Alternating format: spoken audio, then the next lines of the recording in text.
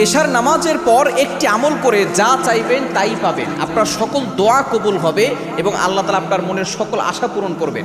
অনেকের দোয়া কবুল হয় না, আপনি এই আমলটা যদি টানা 41 দিন করতে পারেন, দেখবেন 41 দিন আগেই আপনার দোয়া কবুল হয়ে যাবে, আপনার আশা পূরণ হবে। আপনার সন্তান কথা শোনে না, এই আমল করে দোয়া করবেন, সন্তান বাধ্য হবে। এবং অনেকেই আছে স্বামী স্ত্রীর ভিতরে মনমালিন্য হচ্ছে না, স্বামী স্ত্রীর ভিতরে দেখা যাচ্ছে সবসময় ঝগড়া লেগেই থাকে। এই একটি আমল করে স্বামীর জন্য দোয়া করবে, স্বামী স্ত্রীর জন্য দোয়া করবে, দেখবেন 41 দিনের ভিতরে ভালো ফলাফল পাবেন।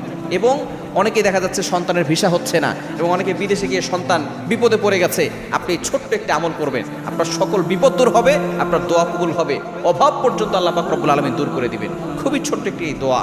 এই আমলটা করেছিলেন শাইখ আহমদ সারহিন্দি রহমতুল্লাহ আলাইহি। তিনি অনেক জেল জুলুম সহ্য করেছিলেন এবং এই যে একটা বাক্য রয়েছে, বাক্যটা আবু দাউদ শরীফের ভিতরে এসেছে, তিরমিজি শরীফের ভিতরে এসেছে। এই বাক্যটা হচ্ছে জান্নাতের গুপ্তধন, জান্নাতের ভান্ডার। এবং এই বাক্য পড়ে দোয়া করলে আল্লাহ পাক রব্বুল আলামিন দোয়া কবুল করেন।